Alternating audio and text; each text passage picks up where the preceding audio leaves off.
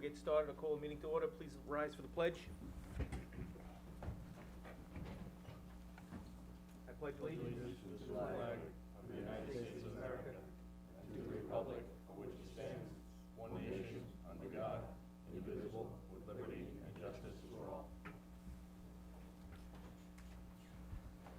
Welcome to the June 15th, 2017 Town of Riverhead Planning Board Work Session Meeting. First item on our agenda today is Riverhead Islamic Center. All right, Is anyone here from the Islamic Center? No, okay. basically, I had done a report quite a while ago, and they're going to resubmit with a revised application.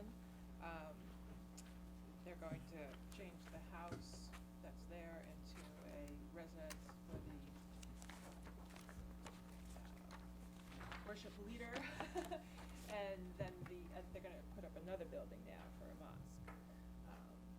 So they will submit revised applications. So originally, they were gonna use the one house, the downstairs for the Right. worship, and They then were gonna- upstairs for the, That's my recollection, right? okay, so now they're gonna, Build another building. but they haven't submitted. They haven't submitted that yet, but, one thing that, we had kind of gone over when I went over the original staff report was the wetland, and we never really discussed it in depth. If anybody needs a copy of that page.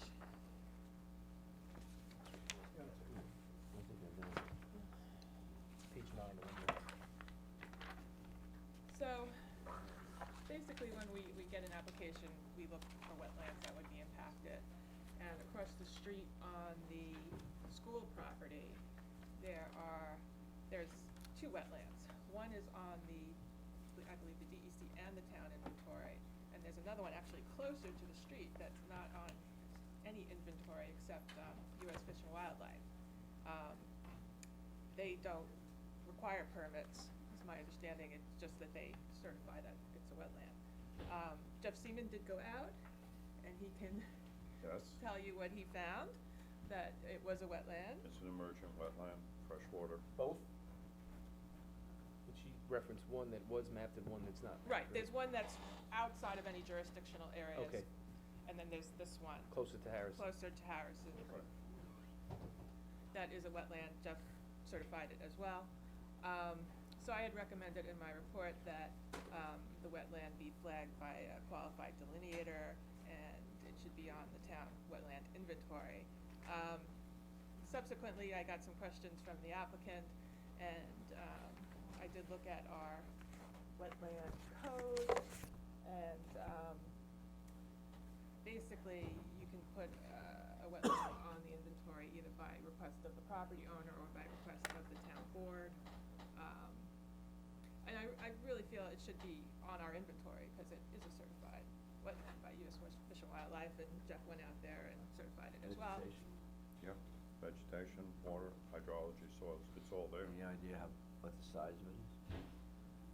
Jeff In went out acreage? there. Yeah, a couple acres. I wouldn't No, say it's that large, no. No, not that large, under an acre. It was big enough to ice skate on when I was a kid. Right. Isn't that a matter for the CAC though? The CAC just, to my knowledge, they review things when they need a permit. If this wetland was on the inventory, the disturbance on the Islamic Center property would be within 150 feet, and they would need a permit. So, I mean, I guess at this point, if the planning board feels it should be put on the inventory, you could make a recommendation to the town board, then the town would be in charge of, putting it on the inventory. I know the school district isn't subject to any town review, but they've done a lot of work even closer. Did they map it, or Nothing over there close to it, all to my those, knowledge. all those buildings that they put into modular buildings? Aren't those more to the south? I thought those were to the south. There's some on the north side of the school. Oh, I'm not aware. Did you see them when you went, Jeff?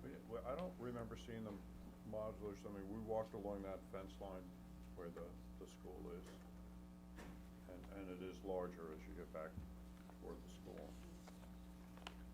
I think what Well- Karen is recommending is if this board recommends to the town board to put it on the map. Yeah, you can see him in this picture. In back there along the fence. Where is it? Which corner? Okay, I wasn't aware So- of what was new, what was old at the school. But the so- question's the same, I mean, would they be required to map it or do anything? Well, I mean, if we were reviewing anything at the school, you know, I would make the same recommendation. You know, as it is now, without it in being here. on the inventory, it's kind of undetected. So it's not on their property? You know, it's No. probably School ignorance. district property? It's probably Yes. ignorance in the beginning, no one knew it was there, it wasn't mapped. So that's the reason no one dealt with it when they put in all the modular, okay? So I would, you know, I mean, I would suggest that we get it on inventory. That would be, I think that would be the right way to do it. Property? Yes, So it has nothing to do with this application? it does, if In it terms was of on the the wet- inven- in terms of the boundaries and the If it was on the distance. inventory and the disturbance on the Islamic Center property would be within 150 feet and a CAC permit would be required. But right now, that's not the case.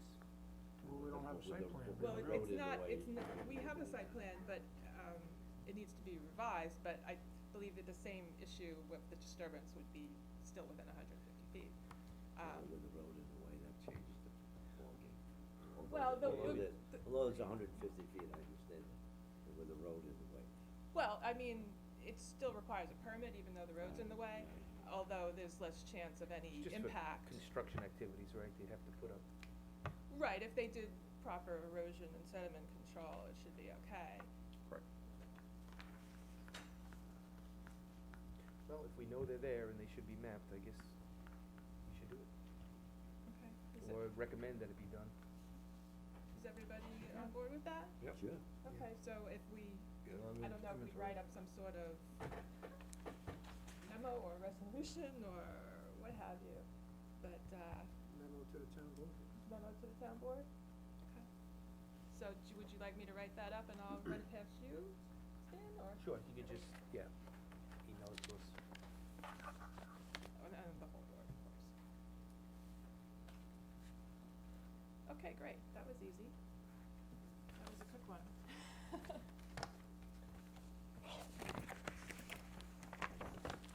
Okay, next item, the Vistas at Baiting Hollow.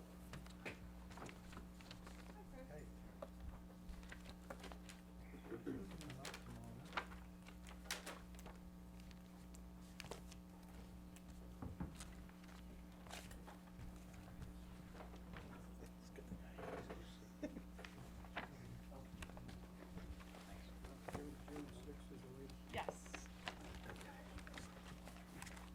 Hey guys, doing? Good, how are you? Hey, Billy John's feeling like summer, huh? Yeah. If everybody wants another copy, let me know, the June 6th letter, so everybody should have it.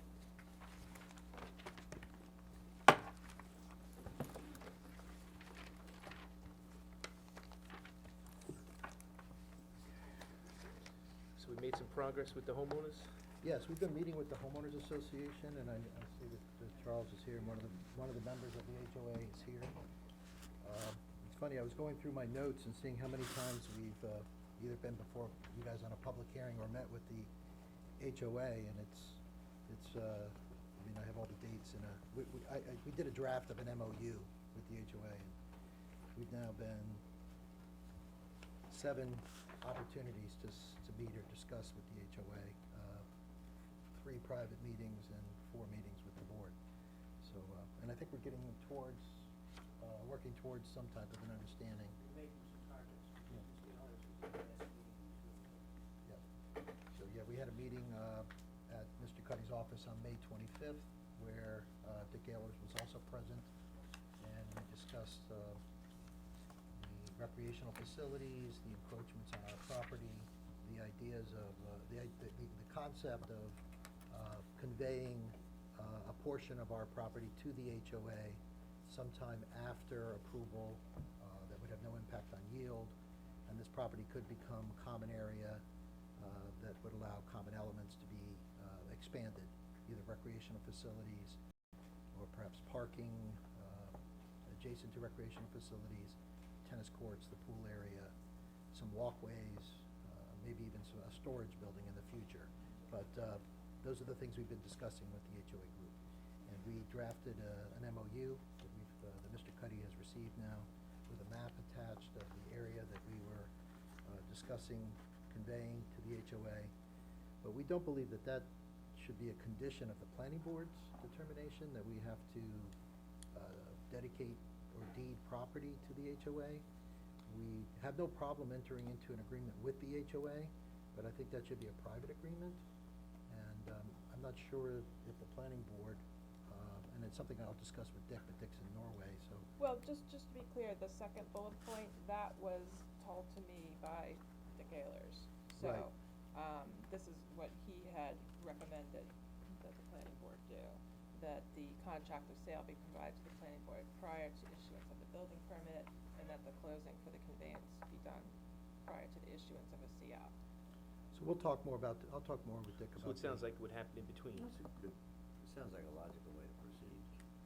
Right, for me to speak to it, Dick? No, no, No. no. Just to, before you get your C of O, it's done. Building Well, it does say, permit. see, they're No, making it building a condition of permit building is permit. first. Yeah. Well, to get a contract of sale, and then that the closing happened before the CO. That's right. That seems reasonable. I think theoretically, both the HOA and us are on board with that, but until that happens, until we have a contract and it closes, I would be, I think, and Chris recognizes too, we would really be remiss if we said that we were okay with this being in here. This specific aspect, as to the actual contract of sale and conveyance, was not discussed at our meeting with Dick Ehlers. So this was the first we're reading it, and the first we're seeing it, and I But- think if we discuss it with Dick further, he'll also understand what our reservations are. Well, that's fine, I would just on. ask, you know, if that wasn't a condition and you got all your approvals and it never happens, where does that leave the homeowners association? Well, we would do a contract of sale with them directly. I don't know if it should be a condition of planning board approval. Well, that's just what excuse Stan said. me, but I mean, also that leaves it entirely up to you. But And you could back out of it any time. Respectfully, if we look at the issues that you're asking us to address with regard to why we would do a conveyance to the HOA, it's to cure easements that are there and to cure access issues. Those issues could also be resolved by way of saying, okay, well, there's a current roadway over there. Is there an easement that allows for access currently for the HOA? Yes, so that's currently addressed by title. Could we also resolve the issues with regard to their encumbrances to the areas that they're using for recreational purposes? Yes, those could also be resolved. It doesn't have to be by way of a conveyance. We were looking at this as a mutually amicable solution for both sides, but that's a decision between private parties as to whether we resolve it that way or doesn't. The HOA has not yet agreed to the MOU. We don't have a contract of sale.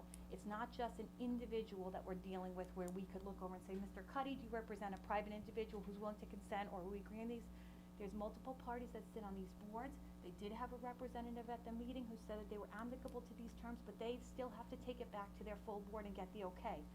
My concern is if we do present the MOU, and they do present a contract of sale, and it's all in good faith, but for some reason the board feels that this is not in their best interest and decides not to go forward, where does that leave us? That leaves us without an approval because a private party decided they didn't wanna go forward. That's the concern. It's not to not address the concerns of this board with respect to continuing to ensure access and also continuing to ensure that the HOA has the recreational facilities Yeah. and access there. Yeah, let me address Joe's question. So you said, what if we had a contract of sale and we didn't go through with it? Where would that leave them? Well, what if they don't go through it? Where would that leave us? So it's a two-way street. We own the property now. And if for some reason the conveyance doesn't go forward, for no reason of our own, if the HOA decides they don't wanna take title to the property, are we saying then that our site plan cannot go forward because they won't take title to the property? No, we're saying make everybody happy and then We're we'll move trying. forward. We're trying. Stanley, trust me, we're trying. I know, I you've think been it's an on- early, you've been I on- think we it's. appreciate that. Okay, and we are working, and Mr. Cuddy and I have spoken about it. You know, a lot of this is hypothetical. If Yeah. Mr. Ehlers were here, I think we could resolve this, and he's gonna be back in a couple of weeks. And I think a lot of what goes on, a lot of the discussion has to do with the point that he brought up, and I agree with the point he brought up, but I think we can work on this. We have worked, and we're gonna continue to work, but I don't think it's gonna be resolved today. No, we're not looking to resolve it No, today. but I'm talking about that point. Yes, so so. Okay, so we'll speak with them. Right, so when I'll, as soon as Dick gets back, I will reach out to Dick, we'll probably have another follow-up meeting. Mr. Cuddy has received the MOU, he's received the map that of the area that's proposed to be deeded to the HOA. We will continue to speak, I know Dick's coming back on the 26th, we'll probably, we'll have spoken in the interim, and. So the question also about the condition of the road too, right? Wasn't there about, after construction to? Well, there's construction going on there right now. The other 24 units in Area 3B, which is the reserve that was approved, I don't know, a year and a half ago, Mr. Pasavia. That construction's going on also. So if there is some kind of shared expense, or at least that not all of the burden of road repairs due to construction are placed upon us, when there are more than one construction project going on right now, we understand that. We're willing to pay our share, but we don't think we should assume full responsibility for road improvements when we're not the only one under construction. We take some pictures and video when Right. they're finished before you start. The idea was to do a survey, an engineering survey of the conditions in advance of the construction. And I presume, but it may be a bad one, that the same conditions were put upon Mr. Pasavia's application. They've been building now, going on their third building, and there's impacts there. And, plus the current condition of the road, which, we all know there's been a lot of patches. They've done some replacement work. Is that correct, Mr. Cuddy? They've done some replacement work? And, we'd like to, work with them to come up to an amenable, Again, these are all open for discussion with the HOA. Could you just state your name, because she doesn't. Russell Moore, M-O-H-R. Michael Marinas, project engineer. Meredith Black. I didn't know if you had them all. What was it? Meredith Black. Chris Kent. Okay, Um, so, Oh, I just wanted to bring up another issue I did discuss with Dick Ayers was the parking area by the current maintenance building, and that it doesn't match what was approved, the striping is faded, the handicap parking that was required isn't there. Although- So what he had indicated to me was that they have to show restriping, handicap, the applicable number of handicap stalls for the number of stalls that are there, and that, the private parties could hash out who's right, I think that's gonna be who's going to do it subject. and who's gonna pay for it. There's two things with that. First of all, that property is currently, we don't have control over that property. We own it. It is by agreement, in use by Soundview Associates, which at one time owned the golf course, and the property is still in use by the golf course. Although we own the underlying fee, we don't have control over the property, and it's not in our use. But you own it. But we own it. And in the secondly, future, that property would be Yeah. either conveyed or And the memorandum of understanding or Right. whatever. that property is to be conveyed to the HOA group under the agreement with the HOA group. So we have to work out who the responsible party would be. Under either scenario, it's not us, but we have to figure out how we're going to force the responsible party to assume the responsibility. And we do intend to meet with the owners of the golf course to address the comments in this letter. In addition, I believe, the HOA at our last meeting, they, thought if they were to own that property, it would give them better leverage with regards to negotiating with the owners of the golf course on the use and the cross easement to access the pool and tennis area. Cleaning up some of those encroachments. Right, So it's still a work in progress on that issue also, all right? okay. The next one, we just already spoke about the conditions of the road, which was the next number. The next item is about the 6-unit building. So we're Right. still looking to see if we have paid the fees for those 6 units? Right, we'll check on that. We're, for the sake of argument, we'll assume they weren't paid, and we will put them on the condominium map, and they'll be treated under the 27-unit condos. If we do come up with something, we will provide you that information. Yeah, our condo map, the condo map that will be filed on this application will be for 27 units, and we'll pay whatever fees are due. If there's no fees paid for the 6 units, we'll pay him under the current rate at $3,000 per unit. But if we have a receipt for them being paid at the time the COs were issued for those units, we'll produce that receipt. Okay? The next bullet point was just a summary of, what the planning board had indicated at the previous meeting about the wastewater and that the single dumpster was, acceptable, and about the disturbance into the scenic easement, that it met what was allowed by the scenic easement. I just put the next one in about the comment letters from the residents. The biggest issue was that they felt the units would be rented. I'm not sure if the board has any legal standing to prohibit rentals or limit the amount of time after construction a unit could be rented, but I just wanted to bring that to the board's attention. I did speak with Dick Ehlers about this and provided him some case law on the ability of planning boards to restrict residential use to ownership. That type of efforts in the past has been struck down by the courts. Yeah, I don't think we're gonna do any of that. Yeah, and I don't think you can, but Dick and I have spoken about it.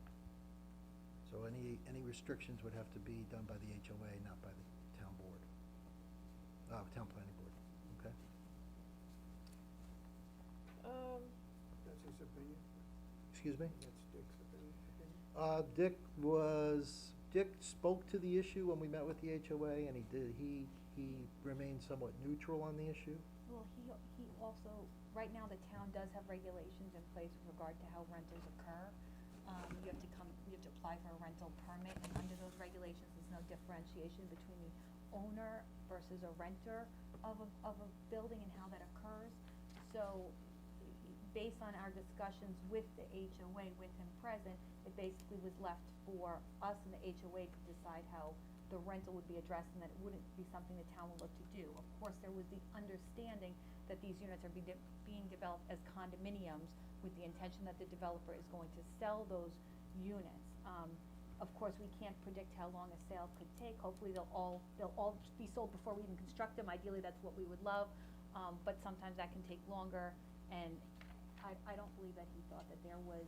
Well, I think just for clarification purpose for the board members, you know, this has been in front of you for quite a number of meetings, and from the initial application where there was quite an opposition with regards to rentals, we've agreed, you know, our focus will not be on rentals but on forced sale, but in the unforeseen event where a unit can't sell for an extended period of time and financing prohibits, we will consider rental under the laws of the town code. Yes, they'll be marketed for sale. They're gonna be constructed and marketed for sale.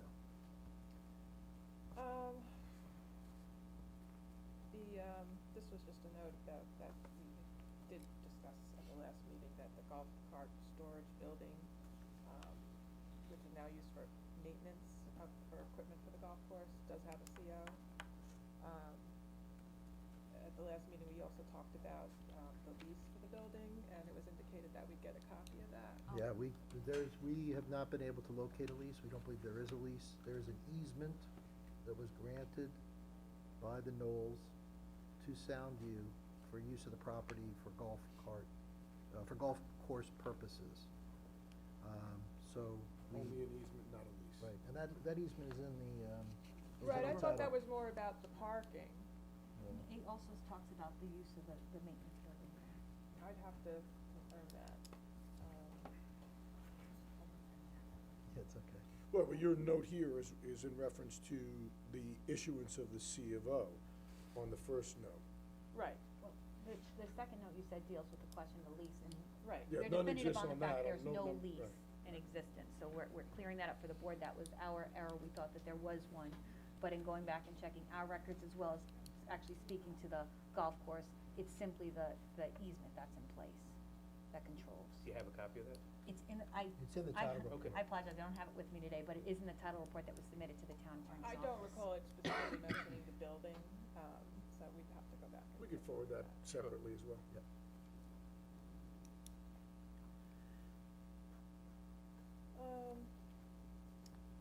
I asked that the limits of disturbance be added to the construction plans. It looks like they added, they're showing tributary areas, not, limits of disturbance, so the lines used are very similar, so I suggested that they change the, tributary area boundary line used, so. There's gonna be a set of revised plans submitted probably in a couple of weeks, to Karen, and we're going to revise whatever we can revise, and then we'd like to have a staff meeting to maybe Okay. discuss the revised plans. That sounds good. Okay. The limits of disturbance that were shown looked like the tall evergreen hedges on either side of the existing parking area would be deleted, so I Yeah, we'll- wanted to make sure we'll that's shift not the that. Yep, case. I understood that. The town attorney's office did finish their review of the title report, and the only thing that they mentioned was the dumpster being used by the rest of the complex, being in two easement areas, so, that would need to be corrected before final approval to relocate the dumpster. Again, that's in the area that would be deeded to the HOA, and that dumpster is not for use by Knowles 5, by the Vistas of Bating Hollow. It is being used, that dumpster is used by the Knowles. Right, but it's in the easements, so. Right, and so we'll have to, that's an issue that we're gonna have to take up with the HOA as part of our memorandum. I mean, if the HOA takes over that property, then there would be, you know, no problem with where it is. I mean, other than being moved out of the easement areas, so that. Well, we don't have a problem with the location. We don't propose to move it. Right, We're but fine it's with in the location. easements. Well, it's in the easement, so the easement would have to be adjusted to allow Well, that encroachment. that's Well, another. But there's so many whole different nother encroachments issue. on this property already. I- Right. I mean, it's a dumpster in a right-of-way easement, so therefore it's shouldn't be there. I think what we're looking at is we're trying to figure out with the HOA is what'll be the best location. Right now, that's a functional location for all of the condominiums that do use that. So while I understand technically it sits in the easement, when you look at the roadway and the roadway access, it's close to the roadway so the residents can drive up to it and use it, and it's easy access, and that's been working for everyone. The discussion about relocating the easement, relocating this dumpster was based on if there was a need by either of the HOAs to have that dumpster relocated, and so far that hasn't come up in a discussion as a need they have. Now, certainly as part of what we're looking at will be the hopeful conveyance of a portion of the property, which would include that where the dumpster is to the HOA, and then, from there, then they could reassess again what's best for them. I think what we're concerned about is unnecessarily moving a dumpster because it sits in a meets and bounds description of an easement where the functionality of the easement for ingress and egress is being thoroughly met by the roadway that's there.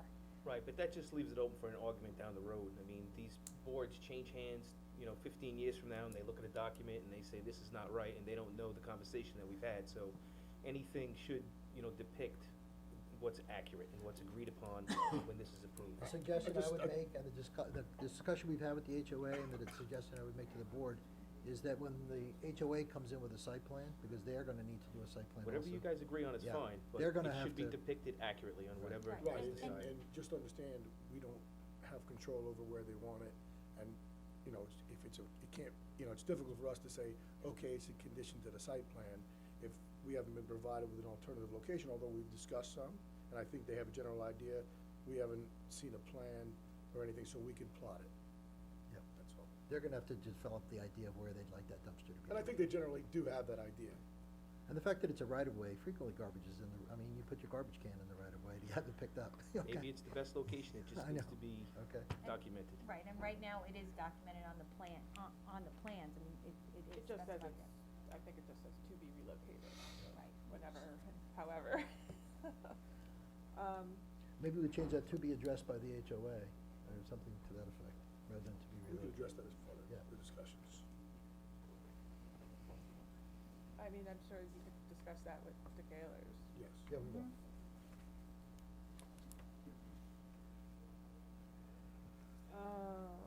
Shrubs, native Yeah, vegetation. I just wanted them to indicate the areas of, vegetation that are already on the property. That'll be on the revised plan. Okay. They do show they do show in the landscape schedule that they will be replanting the part of the scenic easement that's gonna be disturbed, but they don't show the actual boundaries of that area. Also, the, plantings, they just say they're gonna be planted randomly. I'd like to see exactly where each type of plant is gonna be planted. Also, the size of the plantings were quite small, 1.5-inch caliber trees, and shrubs in number 1 containers, which is like a 1-gallon container, which is really small. So, I wanted them to beef up the sizes of the plantings as well. Yeah, we appreciate the planning board's concern for landscaping, and we will beef it up a little bit. RPZ enclosures, one is now well screened by shrubbery. The other one is, just between 2 spruce trees, so I'd like that to be, screened like the other RPZ. Also, the detail indicates that the utility boxes will be in berms, which is not the case, 'cause there's no berms. Were they gonna be hot boxes? No, it'll be burned, we just have to show burn. Wasn't defined on the plan. Oh, if they're gonna be burned. Correct. Then probably the one that's quite close to the road would need to be moved back, I would think. I did look at the location of the RPZ relative to the total slope, and it does fit, but I will clarify with Concourse. What size is the device? It's 6 by 8. No, the device itself. It's a 8-inch. Okay. It's gonna be a big berm. Correct.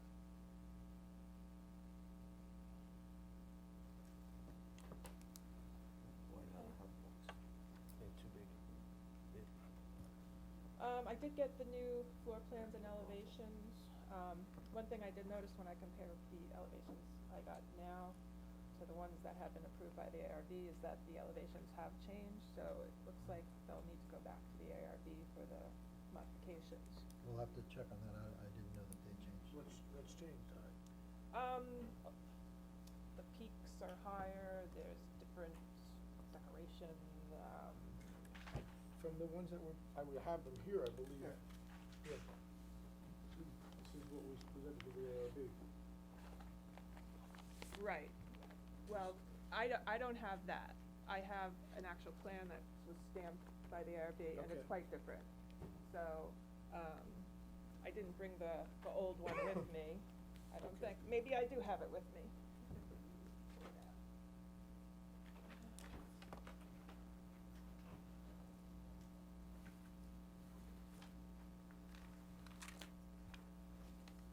Okay.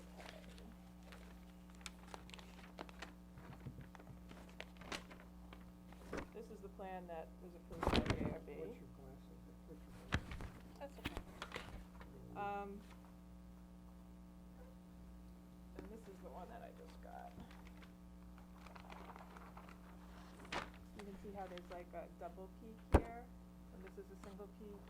This has, They were presented, Decoration. this is more of a define, and this is an enhanced view. I mean, I realize they're different plans, but I believe. This is what we presented to the ARB. Yeah, this is what we presented. I don't know why this was in there. okay, well, I'd just like to get them to confirm that they're okay with this, because this is not the plan that, Fair enough. yeah. What's the date on that, January? This is the new plan, this is dated, 9/4, it looks like. Oh, these are 9/29/15.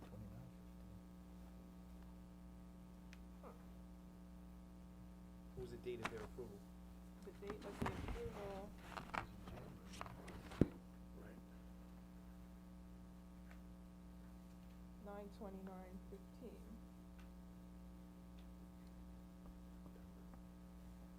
The plans that were reviewed were 9/29/15. January 25th, 2017. I thought we did new plans for that day, as I recall. Correct, they're coming out gonna of the tie into library. these renderings. So we'll get clarification. Yeah, I think Yes. we just need to Presented those to them, clarify. you I mean, presented I those? think the new ones look better. I thought there was a set of plans But- January 23rd. That's my recollection, but So we'll just have to get clarify. confirmation. Okay.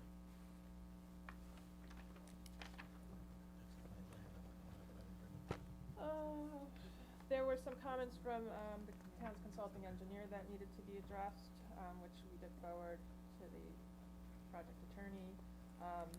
fire marshal comments from March, didn't appear to be addressed, or at least not in their entirety. I'm not sure, because you have the March 9th memo, but we submitted plans dated March 31st. Were the March 31st plans ever referred to the fire marshal? Yes, But we don't have an updated memo. We have a March 9th. right, but memo. I did look at the comments he had made Oh, in the okay. March 9th memo, and I didn't see that they had been addressed. So in the revised um, plans that we submit within the next couple of weeks, we'll make sure that the fire marshal's comments are addressed. Right, things like the fire hydrant they wanted in the cul-de-sac, the questions regarding the fuel tank, et cetera. As far, When we resubmit the new plans, then we refer to the fire marshal again, and right, Mike will clearly explain. yeah, just all the make sure comments. those are addressed. Regarding the water district, I did get a letter from H2M about, which I'm assuming Yeah, you we all received got it, as well. yes. So it looks like they'll give a water availability based upon the compliance of, site plan approval, extension of the new water main, lateral water main, approved by the town board, payment of monies for the lateral water main, and the key money fee. Right, and we're in the process, we'll discuss that with Dick Ayers also when he gets back, okay? Because there's a report and we need to go through. What, is that acceptable? The letter is fine, it's just, the plans, we're gonna talk about the plans with them. So they'll need stormwater pollution prevention plan approval before final site plan approval. Yes, we got some comments, June fifth, June so. fifth, yeah. As far as the lighting plan, locations are still the only information provided for the existing building mounted floodlights on the maintenance building and the lighting on the stone pillars, and the existing lighting on the 3-story dwelling and the 7 pole mounted fixtures to remain. So, it looked like the maintenance building fixtures and the fixtures on the stone pillars are floodlights or not, both cut off, so those would need to be replaced. I couldn't tell whether the lighting, they took pictures of the lighting on the existing, dwelling. I couldn't tell if they were compliant or not from that. So, also the, light fixture proposed for the new buildings looked to have an exposed bulb, so, if it was a 60 watt, it would have to be shielded. If it was more than that, it would have to be full cut off, so, just need more information about the lighting. And Michael's, Yeah, I working just on had it. just a couple questions on that.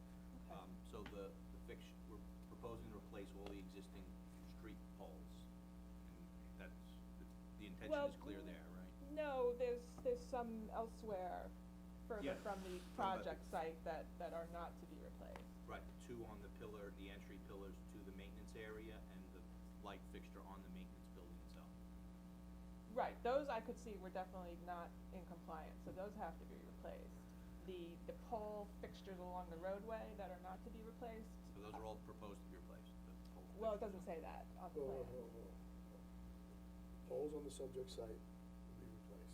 All the fixtures on the 6-unit building will be replaced and in compliance with what we're doing throughout the entire community. Anything that's outside the subject area which may be conveyed to the HOA, we will have to discuss with the HOA and how that's addressed. Or with the Well, tenant, or with the occupant. I think a way to solve that would be, I think the pole mounted fixtures may be in compliance. If you could just get some information about that, that could go away. Mhm. Okay. So, you know, what Because are you're those saying existing there's some pole mounted fixtures? couple of poles that go further to the north, or is it actually in the parking easement? Some are further north along the road. I'm not sure exactly where they are, but, the height appeared okay. Right, and I don't know if that's an HOA, that's an HOA meter, and that's part of the HOA's roadway easement. I'm not sure exactly, Meredith, we could look into that. Yeah, I mean, if you could just give information, Yes, part of sure. site plan part of site plan application is to give information on all the existing lighting on Got site. it. So if you give me information on it and it's okay, then you don't have to do anything about it. 60 watt cutoff.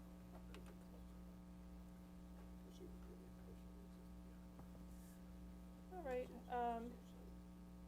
then there's just a very small fee left before final site plan approval that, is required. Did you bring the quarters? Pennies. And then we would condition, that Giorgio sign that I don't think has a permit, we would put in some sort of condition about relocation of the Oh, sign. Yeah. We, I mean, for the purpose of the application, we remove it and just speak with Giorgio. Okay, He can come in if you later wanna date put and- down, if you wanna remove it, that's Yeah, fine. and then we'll speak with Giorgio about it. So that's good. Our next steps will be to, work with the HOA and We the need to council. speak with Dick. Oh, too, and about just the to mention, MOA. Yep, we had talked at the last meeting that, they would be using an irrigation well for all the landscaping, and, I did check the plan after we spoke, cause I couldn't find it initially, but they are showing a existing irrigation well. What's that used for? Is that the golf courses or is that yours? That's ours. It's on their, For the, around the Site. 6-unit building is irrigation, there's a well there for that. They use it for that already? Yeah, for our property, for irrigation. okay, sounds good. okay. Yeah, thank you. So the next Thank steps, you. we'll try to set up we'll submit revised plans, we'll set up a staff meeting and try to get on for preliminary approval sometime in the near future, after we've resolved some of these issues. Getting close. Yeah, thank you. Thank you. You're welcome, care. thank you.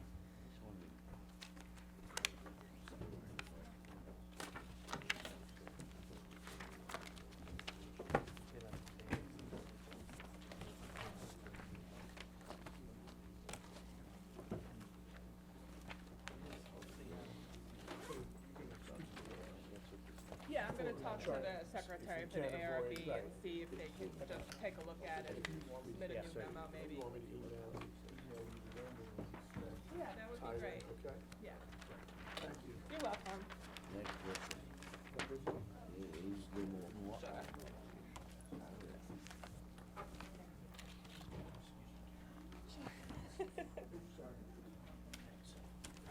Okay, next item on the agenda is a Gil Martin lot line modification. Conic Bay Boulevard. Nope. Going forward. All right, good afternoon, everybody. Planning Department has received a minor subdivision lot line modification application. What arose, long story short, back in 1982, you have a main parcel here. The owners of this parcel, Swatkowitz, they conveyed about a 16,000 square foot tract of land to the Gil Martin's predecessor, the people who owned this property before.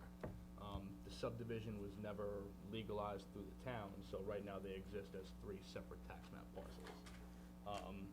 As they exist right now, you can kind of see a little bit better on this little inset. The current lot line cuts right through a pool. Pool's got a C of O and everything, you know. They had been treated as if they were legalized. What the applicant's looking to do now is legalize the lot line modification. Parcels are accessed, the larger parcel owned by Swatkowitz is accessed by a right-of-way to the east of their property. The Gil Martin's parcel is accessed by a I believe it's a 12-foot right-of-way off of Peconic Bay Boulevard. Access to both parcels is not gonna be affected by the lot line modification. Both parcels are improved with single-family residences. They're both connected to Riverhead Water District. No connections would be affected. What I didn't see on this was how much land? It's about, it's. About 16,000. Like, Yeah, about it's six- now and then it's going to be. You can see that on this. Oh, you mean the total area that they have? Yeah, and like, this is 16,000, now it's gonna be 17,500. Could we see that on the map? After the so the Gil Martin's parcel, yeah, I mean, we'll indicate it on the map, but Yeah. the Gil Martin's parcel after the land conveyance and the subdivision legalized would be about 1.5 acres. Oh, is that coming in Alright, order? It says yeah. lot 1 prior to, lot 2 after, it's at the top of the, Off there? right up here, yeah, so, sorry. So what is it? What's lot 2 gonna be? Lot 1 Okay. going to be? So Okay, lot 1 would be 1.503 acres. Okay. And the Wackowitz's parcel would be 11.8 Yeah, acres. they're both big parcels. Yeah. This is just, somebody 25 years ago just didn't do this. And the town actually gave a CO for a pool that was on a separate lot. So now we're trying to rebuild the house, and to do that, we have to come here, we have to go to the health department. So, when the CO was given, when was the CO given for the pool? I don't have the date on More that. than 15 years ago, was the, When there have been a survey required for that, for the building permit? Yeah, I mean, it was definitely an oversight on the, But what did the survey say? I can. I guess it survey doesn't would- matter now, but somebody made a mistake. I mean, that's on the what survey. happened. No, I think in the town giving them the CO for a separate lot, essentially, that's what happened. Right, but that's what I'm trying to understand how it happened, because you have to, in order to get a building permit, you have to give a The survey. I know. Somehow Someone it did, really I had don't to- know, Yes. I didn't participate in it. I can go in We're and just I can trying to research fix that. up what, yeah, we're just trying to fix up I'd be curious to what happened. that survey looks like. Yeah, no, it is a good question. I'd be interested to see that too. So we're just trying to cure what. No, I understand. So does that change anything else that could be done with the property going forward? This is strictly just correcting what Well, it's everyone correcting it, assumed. and what they wanna do is rebuild the house that's there, so what they're doing is trying to get this into a lot so that they can go ahead and rebuild. That small little parcel has its own tax bill. Yeah. That's right, yeah, it does, yeah, it has its own tax lot. Yeah. Well, it's possible. Common name, common ownership. That's right. I'm surprised the lot line wasn't taken out automatically. Yeah. Yeah, you would have thought that the parcels would have just Exactly, merged. exactly, 'cause it's not buildable, Yeah. No, not by itself, it's so, it's cut and dry, I would think. Somebody did oops. Yep, and now we're catching up to it, so. Sounds good. Okay, Sounds good. okay.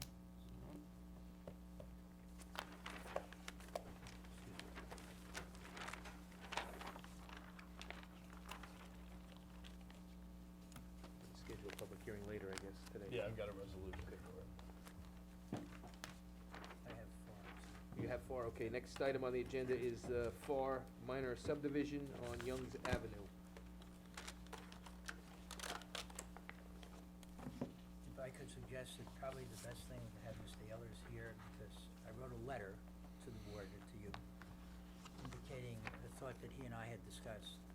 And essentially, because of the extraordinary time it took to get water approval, going back to the health department, and finding out that we didn't have to have a well that we had drilled, and then getting permission from the town finally to do this, Mr. Ehlers thought that possibly this could just be extended because it had already been approved. In other words, we approved the very subdivision, we're not changing it at all. The only thing we did was get the water. So this fronts Youngs Avenue, right? Yes, Yes. Depot Drive and Youngs why- Avenue. Why were you advised that the public water wasn't available in 2012? Because we were advised that the Youngs Avenue has public water.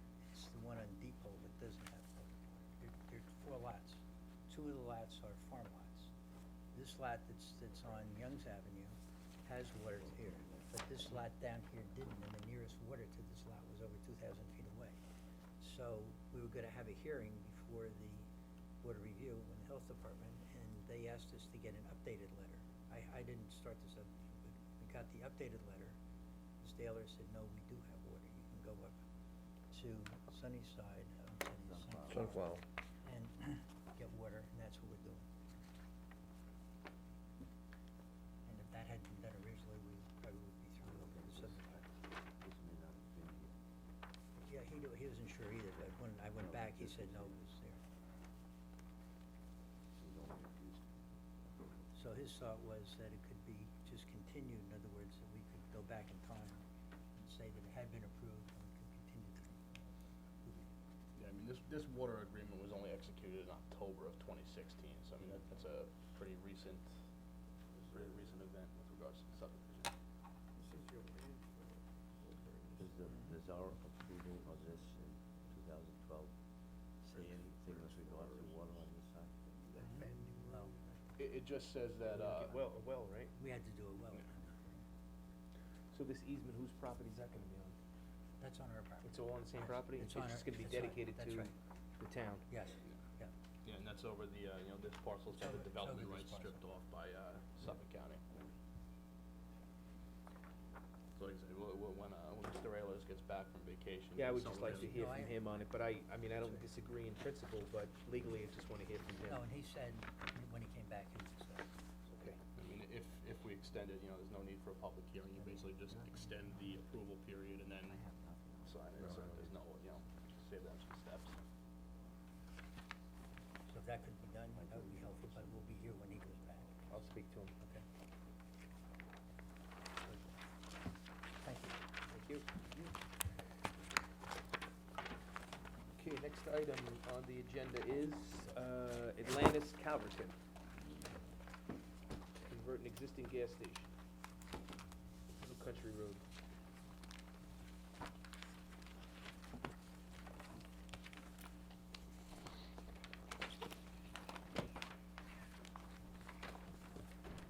You can open yours up, Greg, I won't open mine. Good afternoon. Yes, everybody?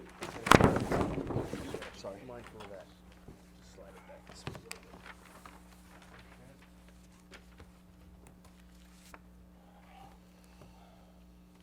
So, You could just state your names for the record, who you with.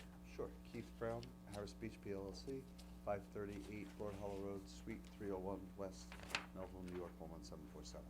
And I'm Rich Sapolsky, Director of Civil Engineering at Prime Engineering, 664 Blue Point Avenue, Holtsville, New York.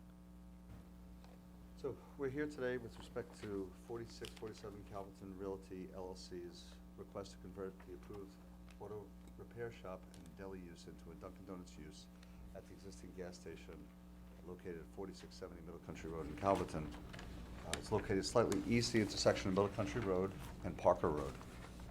By way of background, the property is zoned Industrial B.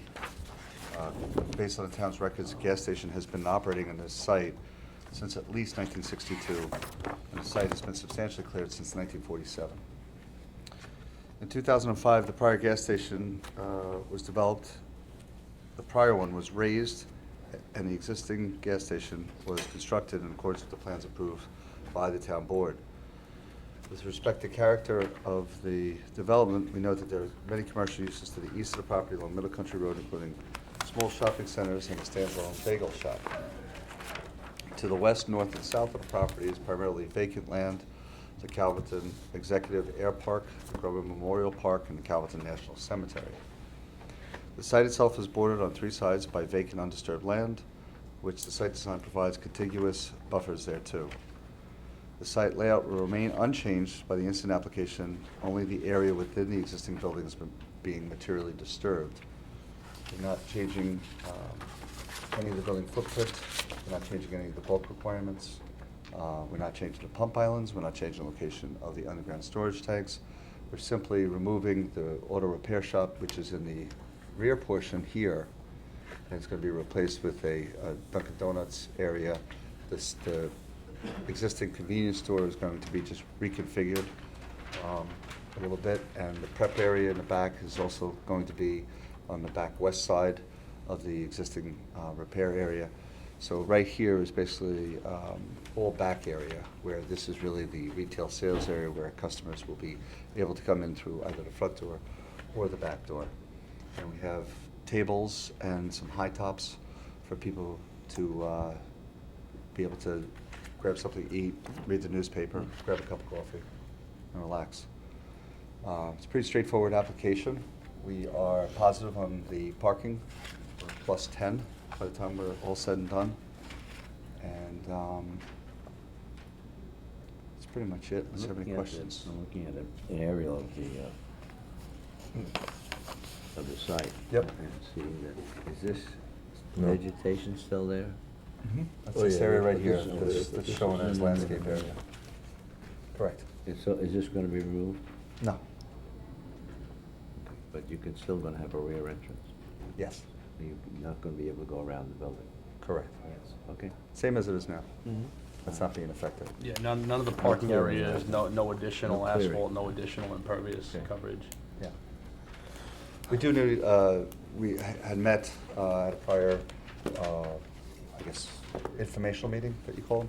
And we discussed the fact, really the site plan approval was seen as the safest way to go because we're gonna be doing some remodeling of the facade too.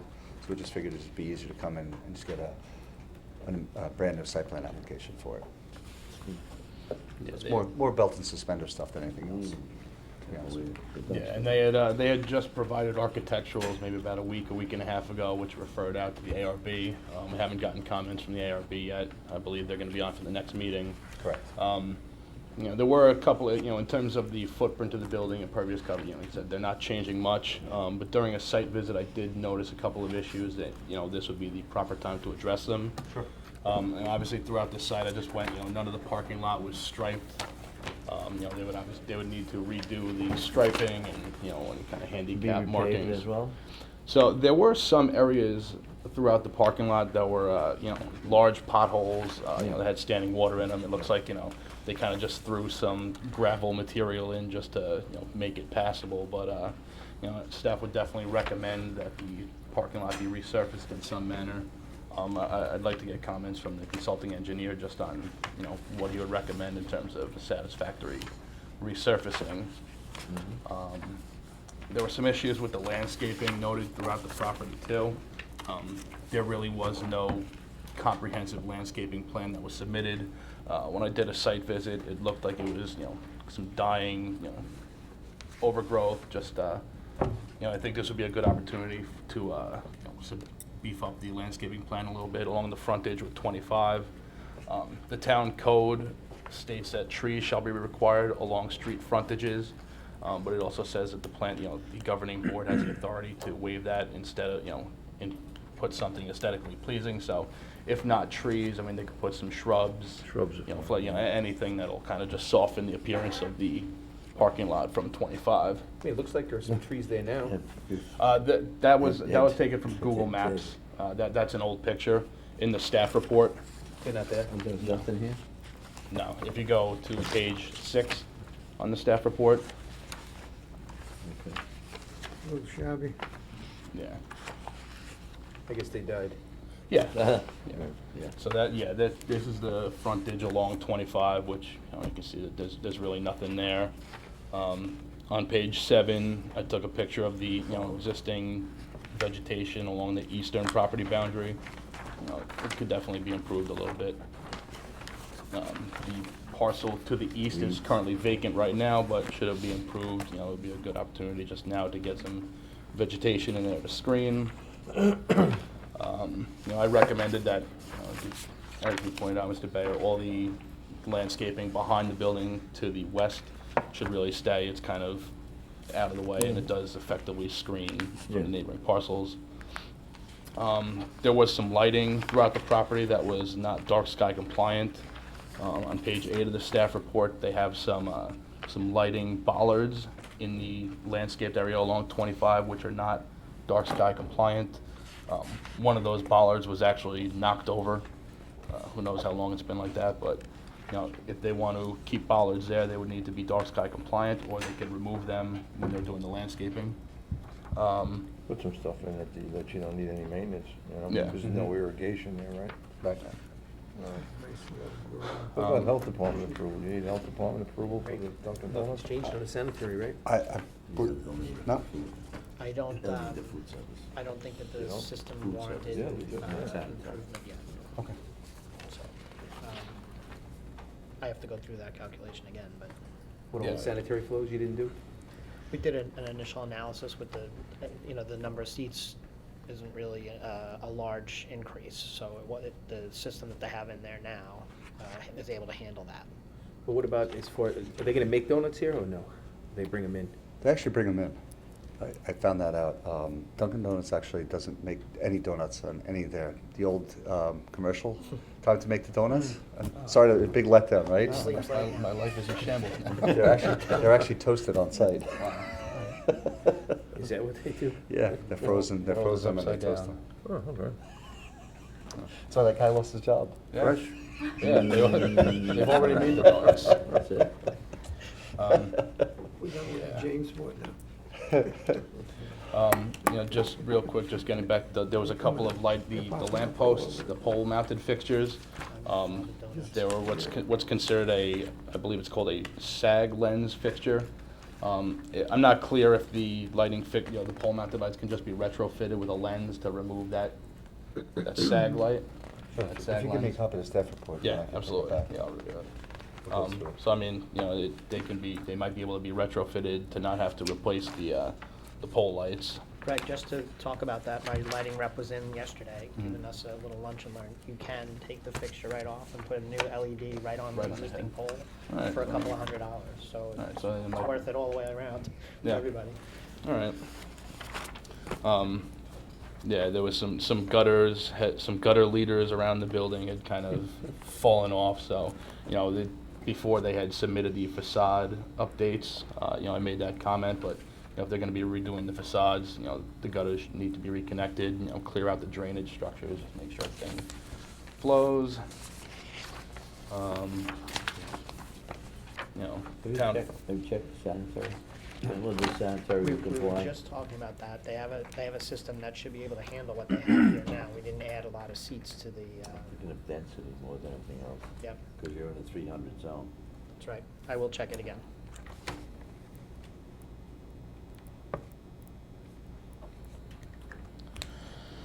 You adding, bathrooms or no? There are 2 bathrooms existing. bathrooms here, we're gonna move them here and make them ADA compliant. Okay. The town attorney reviewed the title report, there were no issues, there was a covenant in there going back from the garage saying that no more than 6 vehicles shall be stored for repairs, as the garage is going to be removed, that doesn't become an issue.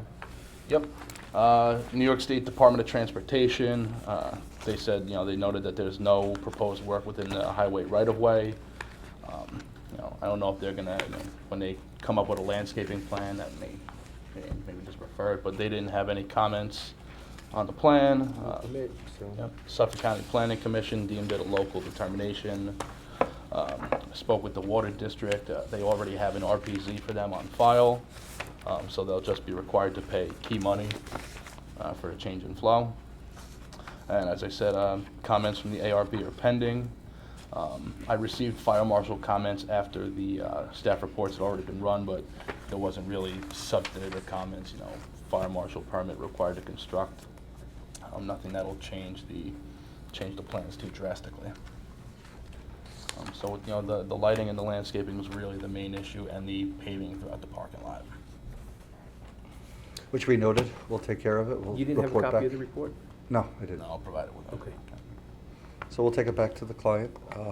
They're anxious to get this going too, so we've done other work for them in the county, and they usually come in, with their maintenance team, and they clean everything up and get everything 100%. They're gonna need in order to get their seal up. Actually, it's a franchisation. Thank you. It's Atlantis Oh. is the company. Did they do the one in Riverhead on West Main Street? They did, I did that one for them. Yep. And I do have it right now, the building is under 4,000 square feet, so it could be considered administrated by the planning board, based on the scope of work that, was presented. I wanted to put it to the board to see if a public hearing would be, desired on this, or if it's something that we could handle administratively. As I said, I do have a resolution ready if we wanted to schedule it. The public hearing. Yeah. And just so that they don't lose any time. The way this month works out, we can actually have a resolution now and have the public hearing the first meeting in July. Well, we've been doing it for smaller projects, so I think we should, A lot more little, between the lighting and the landscaping. We don't have a problem with Yeah, that. there's no Nobody's objection. gonna show up, Yeah. because nobody lives here. And I think the way the schedule works out, we'll have ARB before then, so I we'll just go right from believe, yeah. ARB, right to planning board, hopefully we get a building permit by, at the end of July and get going on it. we would have to do, I mean, we'd have if we have the public hearing the first meeting in July, I mean, we could still do an is administrative there enough resolu- time for them to post? Yeah. Okay. Yeah, that's what I checked. The way the weeks worked out, you can actually do it for this month. Okay. But yeah, they would have enough time, and then we could do an administrative, they wouldn't need a preliminary and a final because it is, administrative. Go right to final. Yeah. Yeah, pretty Final, much. final resolution. Once we Give you review, the once joint. we review lighting plans and landscaping plans, make sure everything's compliant and to the satisfaction of the board, and then you would get the approval. Right. Sounds good to us. Okay, Great review. thank you. Thank you. Appreciate it. Thanks, Greg. Have a good day. Take care. Okay, next item on the agenda is Long Island National Solar Panels.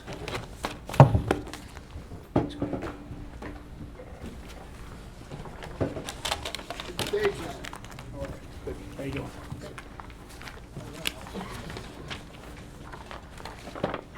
We got the whole team here, guys.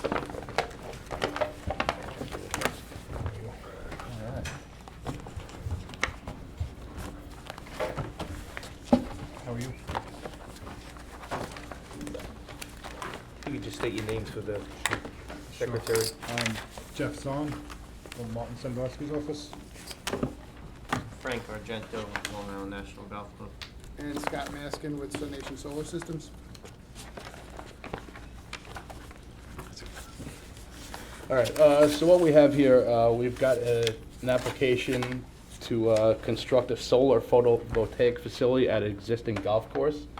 The solar facility would be used to offset their high electrical costs. It would not be used to sell any power back to the electrical grid, so it would not be considered a commercial solar facility. The location is the Long Island National Golf Course, which is at 1793 Northville Turnpike. It's about 150 acre parcel located within the agricultural protection zone. It has frontage along County Route 43 and along Sound Avenue. The location of the work would be in proximity to the main entrance along Northville Turnpike. The plans are kind of small, so if you guys would like to reference your plans. The staff reviewed the application. It's determined to be an unlisted action pursuant to SECRA. Proposed action is beneficial in that it'll creates a reduction in fossil fuel dependency and a reduction in peak demands on the electrical grid system. Staff's reviewed the information and they recommend the planning board assume lead agency with no coordinated review required, and further recommends that the proposed action is not expected to have an adverse impact on the environment, and a negative declaration be issued. In some pre-submission meetings that we had with the applicant, they provided us with a landscaping plan which was similar to some that we've seen along other solar projects throughout town. The landscaping plan can be seen on page PVA5 of the site plan. They've actually updated that to just to clearly indicate the landscaping plan will surround the entire solar facility. It consists of eastern red cedar, Norway spruce, white spruce, and Colorado spruce, which will effectively screen the facility from the access way. It wouldn't be visible from anywhere. There's a golf cart path around the facility, which again would be screened by this landscaping. There were just a couple of notes on the plans that I had.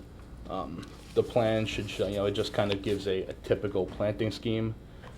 It would just be better for staff, for review purposes, if they could just quantify the number of each plants that they're putting in, just so we have an idea of what it's going to take to screen this facility. And it also does not propose any notes about how the landscaping is going to be irrigated. As we've seen at other solar facilities, not that this is commercial, but we've seen die off of some of the landscaping around other solar facilities, which we want to get ahead of. So staff would recommend that this include notes to irrigate it. Could probably be done through the existing landscaping system that they have on the golf course. I would assume it's pretty extensive. Could be done off of a well so as to not increase the demand on town of Riverhead water. Does this go to a battery system? Now, this is a grid-tied, net-metered system, so they'll be consuming pretty much 100% of what comes off of this. There'll be no storage, so in the event of a power outage, they're still grid-tied. There were just to also note when I did a site visit, it was known that The notes on the plan indicate that there are gonna be 2 trees that need to be removed. These trees were, mature trees that are, very appealing. Staff would recommend that these trees could be relocated somewhere else on the property rather than just pull them out and, throw them away. They could be relocated to the other side of the access path just to provide, so. Could probably reuse them in here somewhere. They're a little bit larger, I mean, on Yeah, page I see, 4, I yeah, took a, I saw they're it, yeah. pretty, and there's not a, one of the other notes, now that we get to it, no scales were provided on the plans, so it was a little difficult to kind of gauge exactly how this thing is gonna fit, if it's gonna all work. So I recommended that, the applicant can provide a scale, just so we can, make sure everything's gonna fit. What's the height of this fence? The height, I believe it's an 8-foot chain link fence. And the panels? 6. 6. It's, I think it's 6 and 6. You won't be able to see over the top. I think it's a 6-foot fence. And you're also mounting, some of these cells on top of the maintenance building, is that right? Correct. So there's 2 separate arrays. One is a ground-mounted field array, and I know it looks really big, but it's not like the Calverton thing. I mean, it's a minute kind of thing.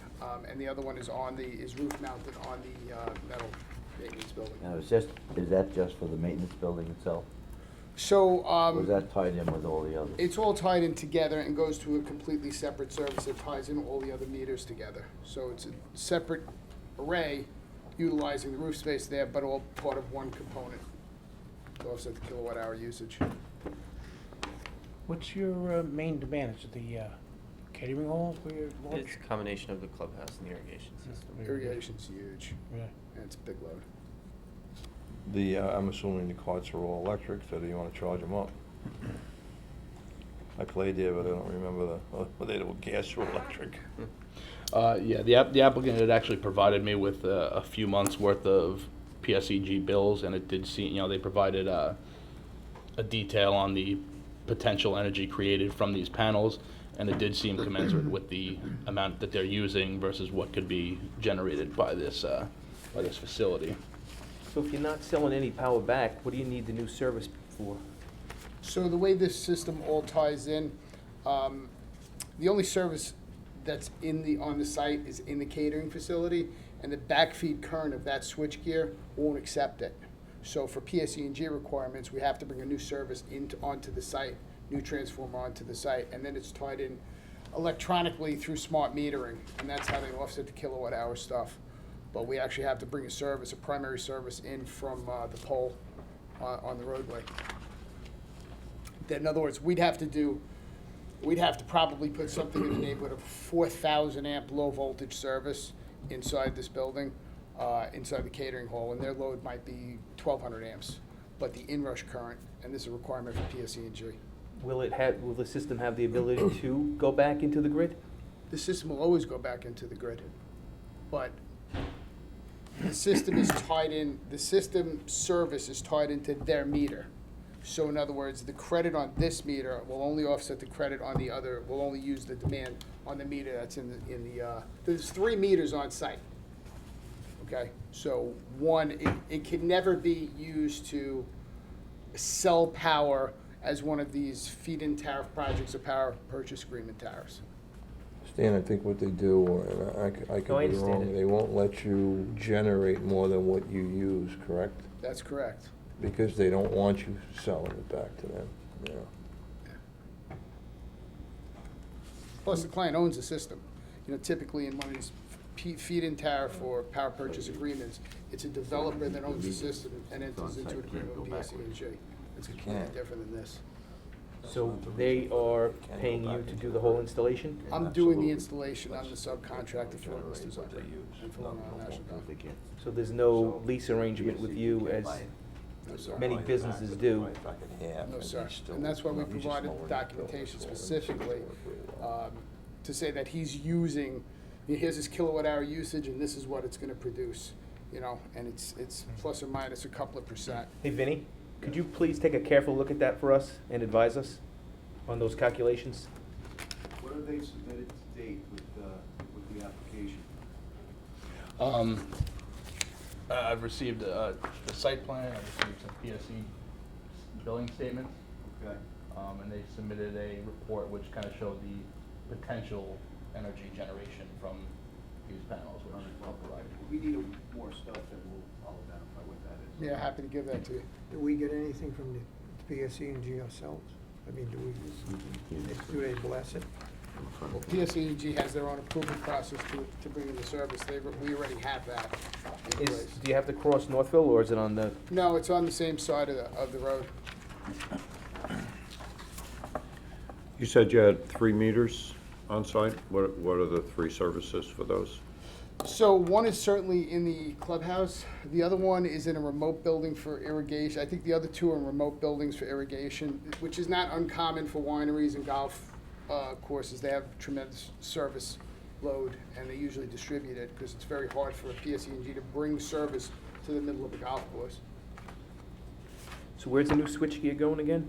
New switchgear is going adjacent to the mechanical area, hidden again in between where the ground mount array is, and where the fueling station is, but off to the side. And again, hidden from sight. The client was very specific about the aesthetics of the project. You know, it is the high-end golf course. Yeah, on, Stan, on page PVA4, you can kind of get an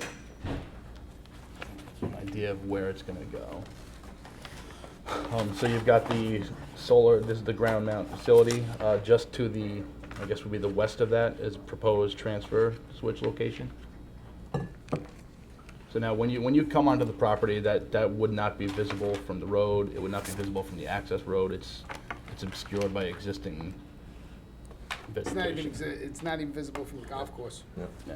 It's buried and hidden, as their equipment is. And what's this property being used for right now? It's just open space? Yeah.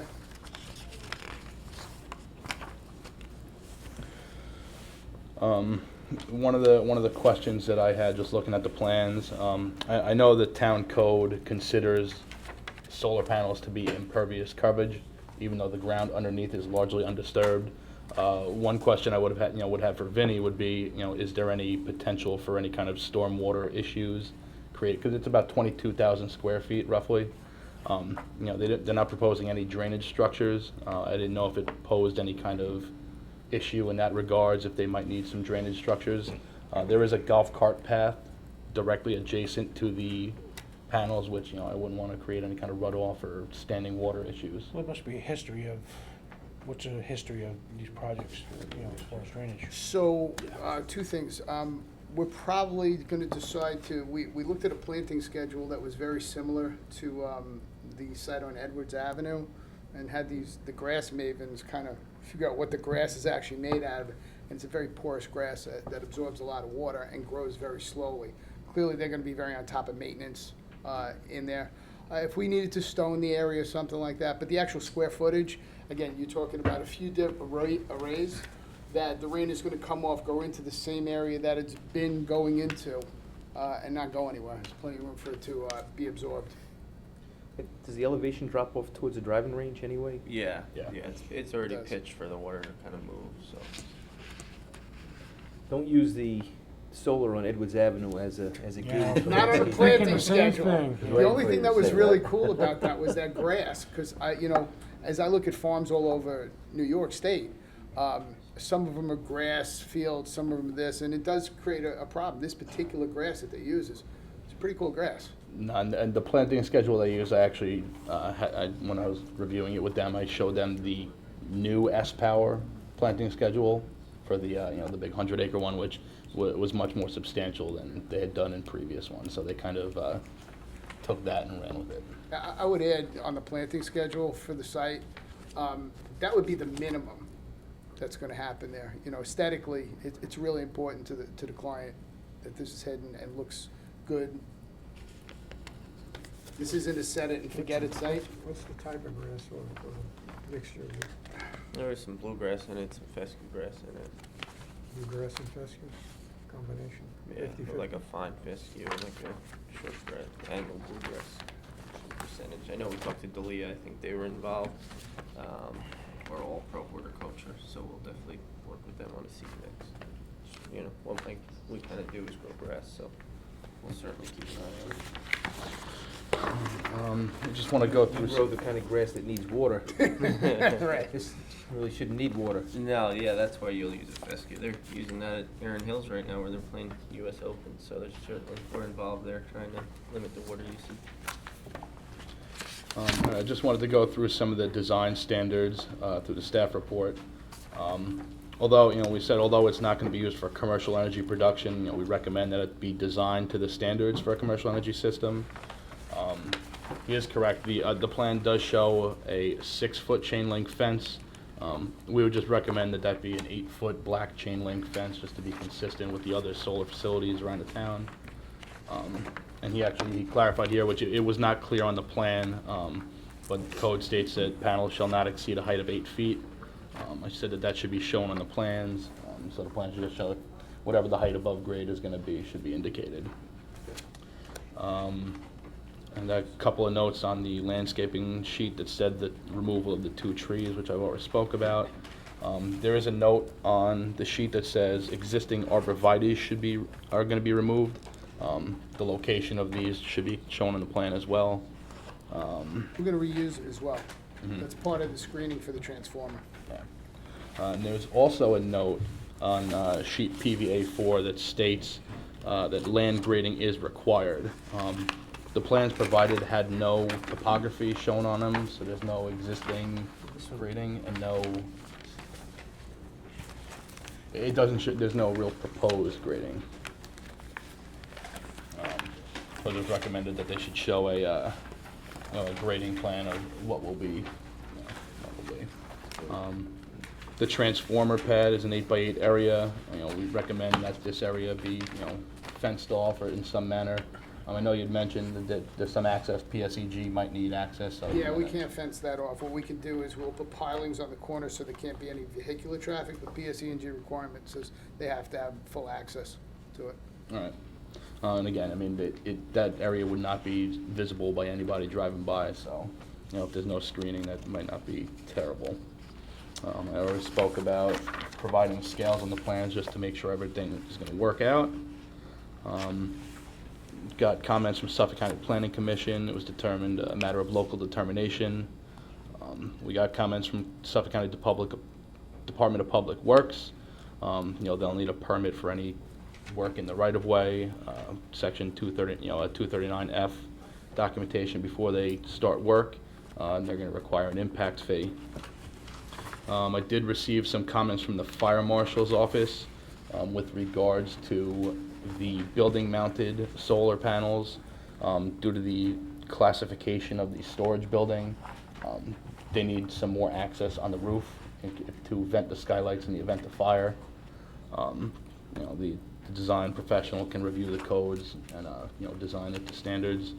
There was also, they need a 10 feet, a cleared brush-free area of 10 feet shall be maintained around the ground-mounted system and the components. So that might kind of modify the ground mount components a little bit. Say that again? A clear brush-free area of 10 feet shall be maintained around the photovoltaic system and components. With no scale on the plans, I couldn't really tell how much of an area was between the fence and the panels. Okay. So, I mean, All right, yeah, we'll review that, but, I mean, there'll be brush right on the outside of the fence. I think that. We're doing plantings right on the outside. Yeah, on the fence. outside, There but wouldn't be once you fighting get to that fence, you need 10 feet. all the way around? Yeah, that was comments from the fire marshal. Okay. So, emergency disconnects shall be provided for first responders. But the real stuff was for the building mounted solar panels, so we have to redesign them a little bit. Beyond that, at the time of the review, the building department had no comments, and reviewing comments from the town's consultant engineer are pending.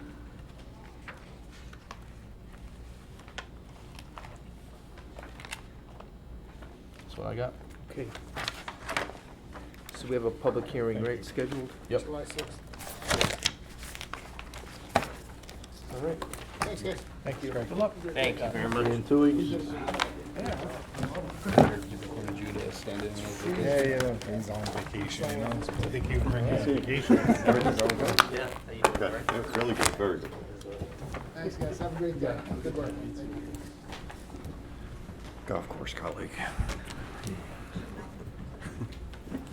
Okay, next item on the agenda is Chapter 219, application for Kenneth and Ellen Globus. Yes, gentlemen, apologies for the late entry. We had been going back and forth with some minor revisions with Jefferson. So we did get this on the agenda. It's fairly straightforward. I know you don't have all the plans and information in your packet, but I can explain to you that originally at this location, the former owner was cited for a violation during construction of a new home and swimming pool where he had cleared a portion of the very top of the bluff in order to install the pool. Code enforcement violated him. He also had a wetland that was part of this project, so Brad Hammond and I have been up to this site multiple times. Very familiar with its location. He sold the house after he had filed an application for a 219 permit, which we held back on purposely until he had a CO, and we were satisfied that his restoration work had fully grown in the area of the disturbed bluff, which was the width of the property and maybe 5 or 6 feet into it, but did not go beyond the plateau and down the slope.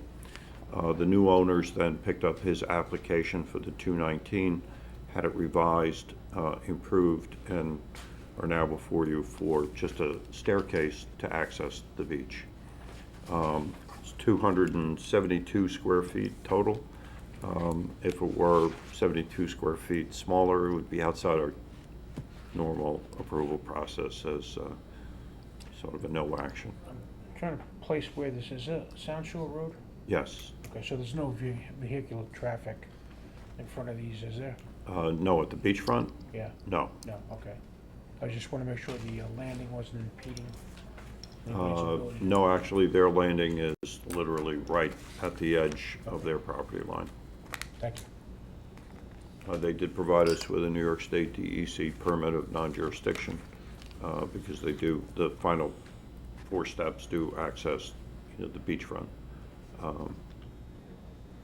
So it's a fairly straightforward stairway or wooden staircase. And you said everything's been reestablished? Yes, everything, yeah, we're very satisfied.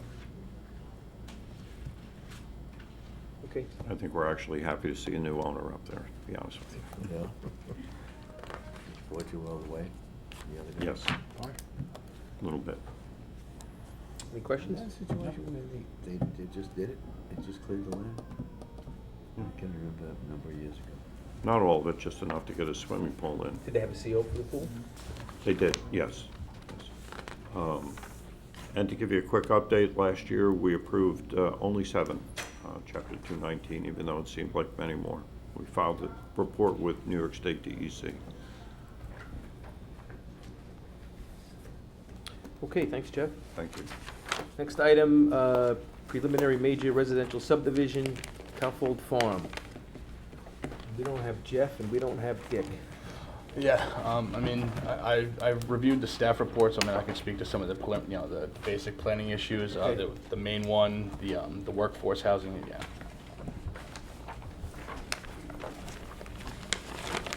Yeah. How you doing? Hello, John.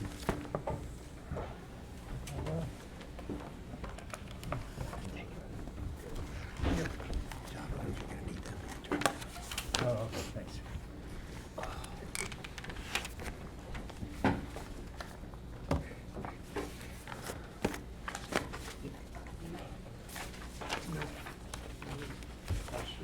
Someone just left again. No, it's the girls, man. The young ladies from the press. Oh, that's good. I thought somebody forgot them.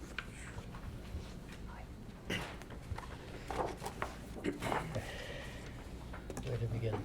Yeah, I mean, we start, speaking briefly about just the history of it and where we are, what got us to this point. There was a yield map which was submitted to the planning department. A sketch plan was approved by the planning board on May 5th, 2016, which approved the yield. The yield map showed 7 lots stretched across 2 parcels, with lots ranging in size from 1.85 acres up to 1.97 acres. The yield map had showed a 50-foot wide access road across both parcels. This application, what we got to hear, they used the clustered subdivision regulations, section 301-32. By resolution number 38 in 2016, the planning board approved this specific preliminary sketch for the clustered subdivision.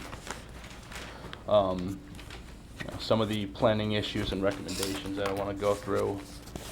The new plat submitted with the application is consistent with the design layout of cluster sketch number 1. Proposes 6 residential lots and 1 farm lot, which has an existing 2-story house on it. Parcel A, which is the parcel located to the south of the Long Island Railroad tracks, would remain an entirely farm parcel. One thing that was noted was that the application proposes to keep the existing single-family house on the 7th lot, but it appears that the acreage associated with the lot was also counted towards the open space for the cluster subdivision. So it was recommended that 15,000 square foot be set aside for a building area on that lot, and then removed from the proposed open space area, just so that everything is consistent. The subdivision is accessed by a 55-foot wide right-of-way known as Susan's Way with a cul-de-sac connecting from Route 25. The existing farmhouse has a separate gravel driveway. The 6 residential lots that are proposed in the subdivision range in size from 16,000 square feet up to 22,000 square feet, and the average lot size is about 19,800 square feet. All of the 6.8 acres of prime soil on parcel A, which is the rear farm parcel, would be preserved. Of the 8.6 acres of prime soil on the farm parcel, which is lot 7, 4.3 acres of them would be preserved, which is about 50% of that farm lot. Lot 7 would retain the existing home and the farm structures to support the farming activities on both parcels. The proposed plan shows the proposed setbacks for the clustered subdivision, which are a 25-foot front yard setback, 10-foot side yard setback, and 25-foot rear yard setback. The proposed cul-de-sac is approximately 900 feet in length and is shown to have a 55-foot wide right-of-way with a 28-foot paved surface. Town's consulting engineer should consider whether this is, consistent with the town's road designs, should the road be dedicated to the town. Some of the notes indicated that there is a row of existing large, mostly deciduous trees that extend from Route 25 along the eastern portion of the parcel. In order to try to preserve some of these trees, it should be seen if the road can be shifted to the west to avoid losing some of these trees right along the edge. And then there's also a row of existing evergreens on the southwestern portion of the parcel. These existing trees should be retained to the greatest extent possible while allowing access to parcel A. What was the last one you just said? Excuse me, I think you got the directions mixed up there too. I think somebody was using north and got the railroad running east and north and south. or Well, something. no, I think so that that's I north, think the that's trees he's east. talking about are on the railroad. So there's, yeah, so I mean, I would consider that to be southwest. I mean, if anybody does it. Yeah, that's right. For simplicity, let's go Yeah, with this, the western line. this is north. Oh, and there's, I was gonna be southwest. This is maybe south this southeast way. maybe, but. yeah. The southeast corner of the lot he's talking about. We follow him, though. Yeah, I think the trees are along the railroad is what I was trying to say. Yeah, so the trees are along the railroad, all right. So basically to, preserve as much of those trees as possible. Which is the second one you said? The one on the east? So, along 25, if you follow 25, you've got those trees along the eastern boundary of the parcel. pretty much right where the Susan's Way is proposed. It was recommended that the roads, if the road can be shifted to the west in order to preserve as many of those trees as possible. And then if you go to the opposite corner, the back end towards the Long Island Railroad, which I would call the southern portion of the parcel, and the western, you see an existing row of vegetation. It was recommended that they be preserved as much as possible as well. I won't get too much into the Long Island Workforce Housing Act without Mr. Ehlers here, beyond my scope right now. But I know that has been brought up before the town board. Well, yeah, we should probably discuss that though, because we've taken a look at it since this memo was issued, and our position is that the Workforce Housing Act does not apply unless the applicant is seeking maximum density allowed. So our maximum density on this is 7, as the yield map revealed. So in order to take us out of the reach of the Housing Act, I think the applicant is considering eliminating one of those lots.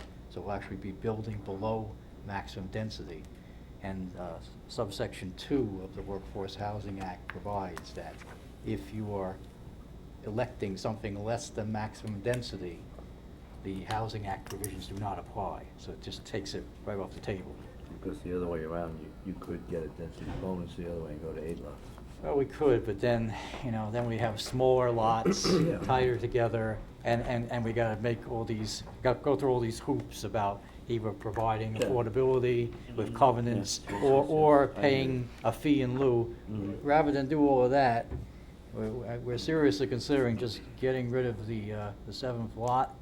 It allows us to make larger lots with the rest, maybe more desirable lots in that regard, and just takes it just out of the equation. So I think that would, if you went forward with that, we'd need some new maps. yes. Changes the sketch plan that we approved, right? Well, it will, but it's probably in a good way, because the lots will be bigger, They'll be eligible than to they go are. preliminary. That's what we had, the other map was. And it also, it will allow us to, maybe do something with the roads that we're talking about with the trees. We'll have a little flexibility there about moving things around. I mean, looking at this, I don't, you've got your right-of-way here. I guess we can shift the pavement over somewhat if it's acceptable to the engineer. I don't want to create a void over here, in some way. No man's land. Yeah, I mean, that should be No part worries. of the dedication over there, in any event, so.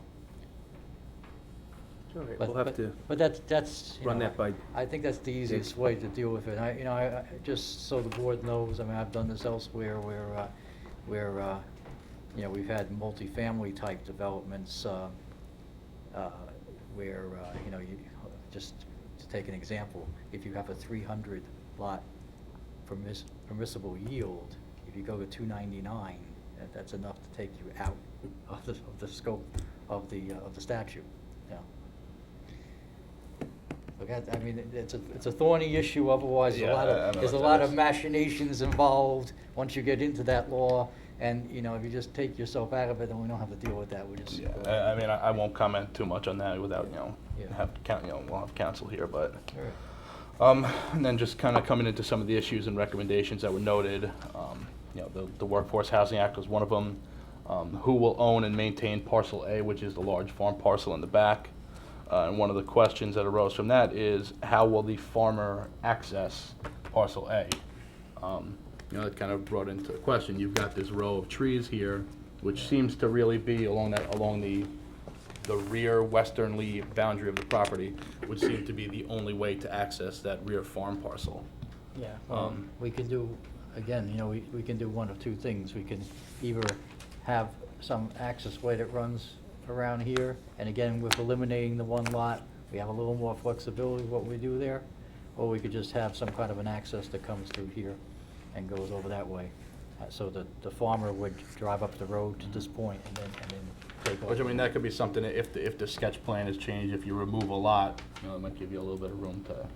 That's the put thing. something Howie is gonna put on his thinking cap. Well, and, also, the tree line there that you're looking at probably is the drip line of the foliage, and there's probably room to drive between there, but I can Yeah, look at right. that. I That's- did stake out the curb line on the road to the east when I saw this message come in, and there was only 2 trees affected by the curb, and they were affecting the roots probably, and they were crappy trees. And the trees in there, I don't know if Jeff's seen them, but it's a really thick trees, and losing half of them would be a good idea. Okay, So, I'll look at I think- that. But if we're doing a different plan, then I guess it doesn't mean different. But I did stake the curb line out, so. Another question was, will the road be dedicated to the town? That's something that needs to be determined. We'd recommend that CNRs be filed with the county clerk prior to filing the approved plans. These would include a right to farm notice for the new residential lots, potential for nuisance impacts generated by farming activities, dust, noise, hours of operation, odors, etc. The Long Island Railroad proximity notice to the new residential lots. It's noted that the 2 rear parcels, lots 2 and 3, are only about 25 feet from the railroad. We would recommend that there's no further subdivision of lots, no sale or transfer of development rights from the open space, and also to limit the use of lot number 7, which is the residential farm parcel on the front end, limit it for only agricultural use. So, Craig, this is gonna remain forever? Yeah. Okay, we should be very clear on what can and cannot occur there. Crystal clear. All right, well, I have a few comments on those suggested covenants. First off, right now, this is intended to remain a farm. It'll be used for agricultural purposes. That use is not inconsistent with selling the development rights off of there, which effectively accomplishes that anyway, pretty much cements it in place. So I don't think it's appropriate to extract from the applicant the right to, at some point in the future, sell these development rights. I say that because, in theory, the developer could decide to just abandon the subdivision at some point in the future and just go back to square one. If they do that, they shouldn't be precluded from selling development right back here or anything. Obviously, we're going ahead with the subdivision now, and we'll file the map, but I've seen these places, I've seen maps never get developed, and then they something else comes up. So I would hate to tie the landowner's hands indefinitely. The intention is to certainly farm back here, but like any place else, if they're farming there, they should be able to sell the development rights off of there. But aren't the rights? Yeah, Well, I was gonna say, the yield map, Because it's a Right. well, you cluster. got Yield the, map's you got the based on 7 that. parcels, you included this That's to right. get the 7 lot yields. If you abandon the subdivision, that's a You different can't sell story. Yeah. Then you could development go rights back to too. square Yeah, one.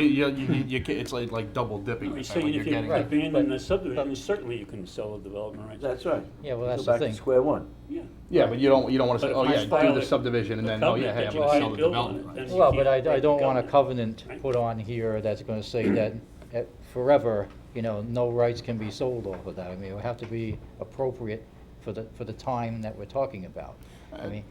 But isn't Well, your John, yield you already? abandon- It's No, in no, your because yield, yield you abandon removed? the covenant as well. Yeah, the If- the if subdivision necessarily, requirement. it's If the subdivision's approved, I feel like that would be, appropriate to come in. Maybe not with the application, maybe not at this point in the application, but at some point, if the subdivision gets built out, you've taken that yield off of that property to get your cluster subdivision. I can understand that you might want covenants associated with this, as a condition of your ultimate approval of the subdivision. You might want covenants that control what is done back there, that will be used for agricultural purposes.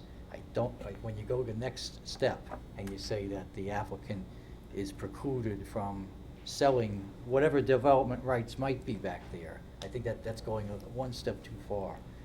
For now, with a covenant that is a condition of the subdivision that says that the use back here will be for agricultural purposes, that would be part of the conditions of approval. The other thing that I'm concerned about, just we're sort of on the same ball field here. The other thing I'm concerned about is limiting what can be done back here in terms of structures. Because obviously, this is somewhat removed from the farm parcel in the front. So I don't think it's in the best interests of the neighborhood that we're creating or the farmer for them to be restricted from putting agricultural type support structures back here. Okay, well, that's where we may disagree, because you got the sketch plan approved based on this parcel, and that's how you came up with your density. Mhm. So if you were to say, That's, excuse me, just a minute. Just to clarify, the open space here is based on your requirement in this zone that we preserve 70% of the prime soils. It's not a preservation of open space, it's preservation of prime soils. okay, Mhm. okay. When you say, and we've gone down this road before, Mhm. agricultural use is a very broad term. Right. If you're talking about, 3 barns and 50 greenhouses, I think we take exception to that. That's why I say we really should specify how far it could go. I disagree with you, Stan. I think the future of farming is gonna be mostly in greenhouses, and they're covered under ag and markets. I don't even think we need to broach that.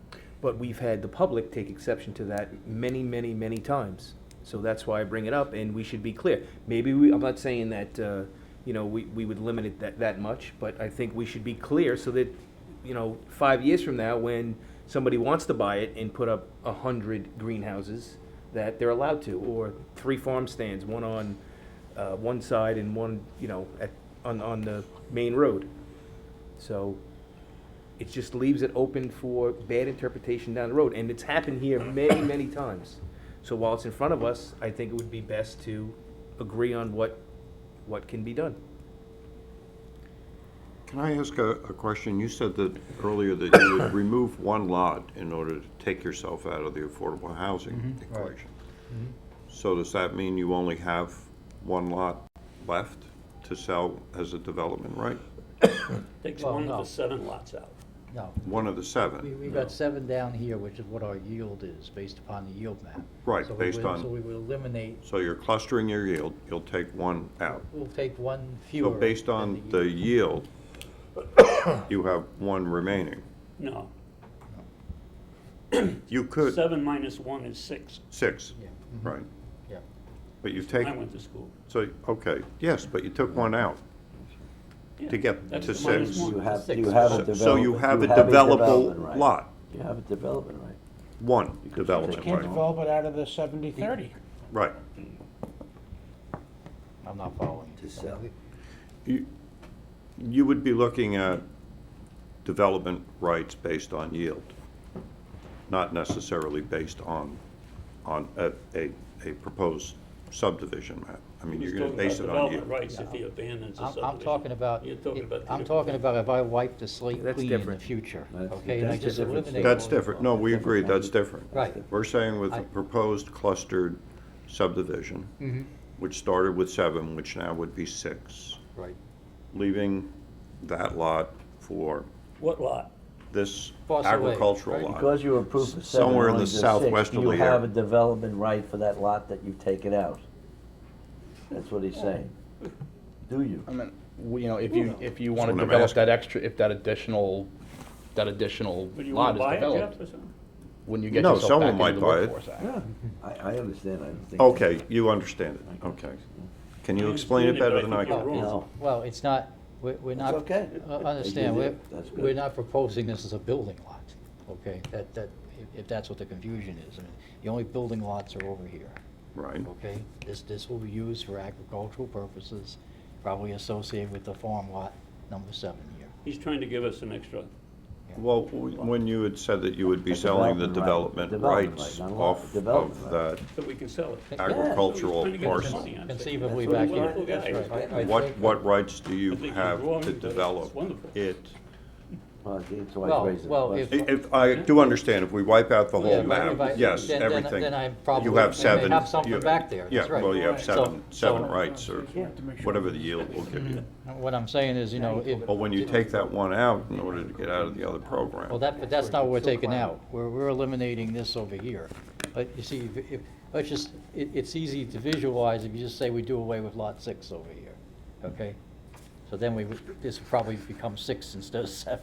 So we'll end up with 6 actual house parcels instead of 7, which is our yield. our They'll be allowed larger. yield.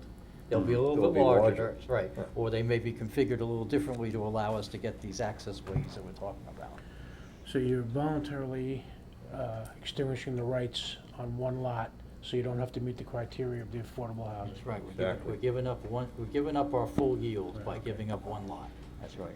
We're not giving up the development right, Jeff. Right. We're giving up a lot. You're giving up a We're lot, giving up a lot Right. for the subdivision on the plat. So, and you can't sell that.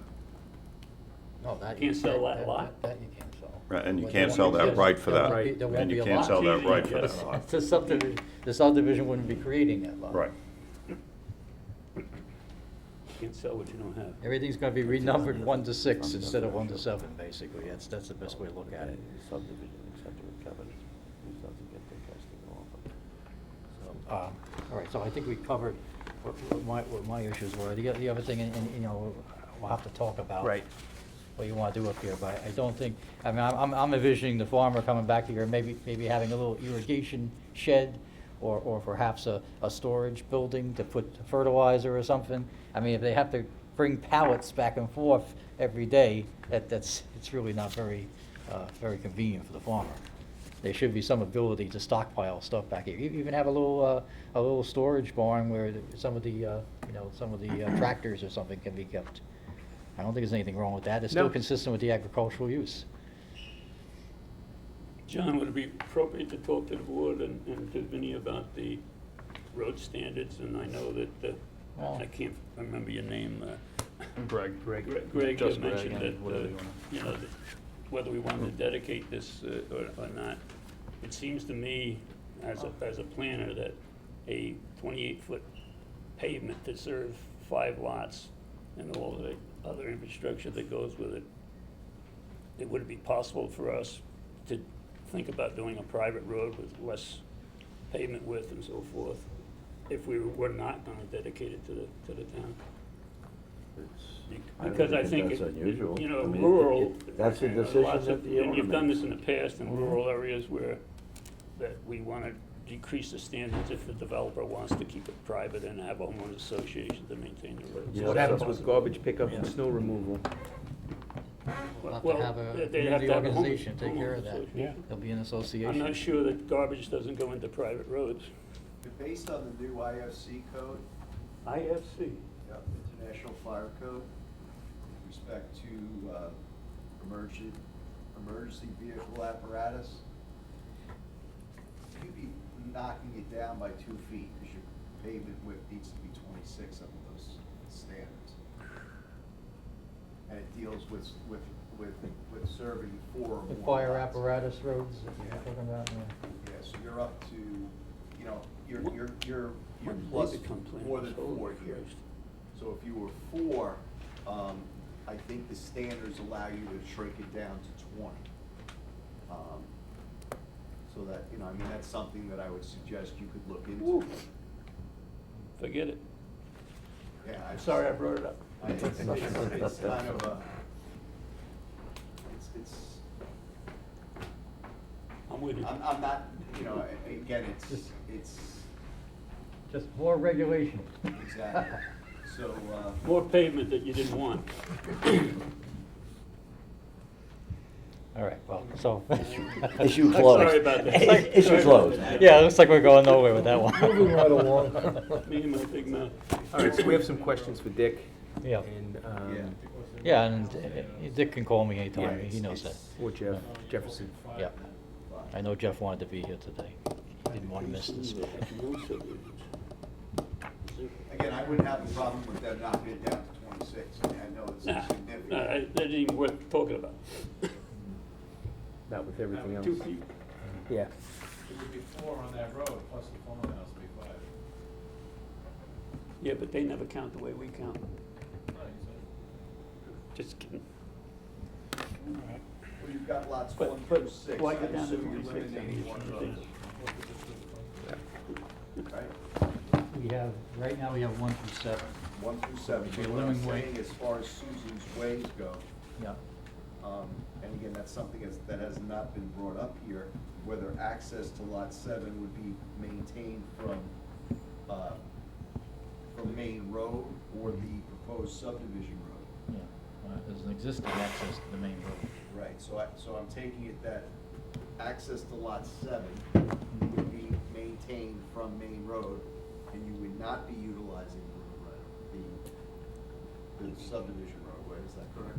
Well, Not that you're prohibited to use it. No, as I said before, it may be beneficial to have access onto the subdivision road so they can drive their equipment up to the cul-de-sac and then, shortcut over there to get across the railroad tracks, rather than come all the way around this way. I mean, As far as- which is gonna mean more clearing of trees and stuff. So getting back to lots 1 through 6, which it's clear that those would access off of Susan's Way, you're gonna be eliminating one of those lots. Yes, So you'd be looking at 5 then. that's right. Right, so my understanding of the IFC is that you'd be pushed into that fire apparatus access road, which is section 500 of the IFC. There's no relief on that at all? That's it? The fire marshals are now the planners for? I think No, that, it's not the fire marshal. Well, the fire marshal people, types. It deals with the international building code and everything's been lumped into. I seem to recall there is some kind of a relief provision in that section. I looked at this It's about. based upon a length of 500 feet. Are you 500 feet? I think they said I think it said 900 feet. Yeah. So if you're greater than 500 feet, you can't not. We just shortened it to 490. I'm just kidding. All right, I take your word for it. I mean, I looked at it probably. I've been in touch with Richard Smith. On issues relating more towards the minor subdivision and the villages as opposed to a subdivision road. And it's Shrunk a little since we unfortunately, first the requirements are a bit more than what we are expecting to look at. Regulations. Correct. I didn't even know about that. And then just one other thing before we wrap it up. The site was designated as a New York State Historic Preservation by the Preservation Office as a unique site number. It's just recommended that the applicant contact the Historic Preservation Office to see if this, presents any kind of issues or potential development on the site. This was a separate memo. Oh, a separate memo, Dated okay. May 3rd, I don't know.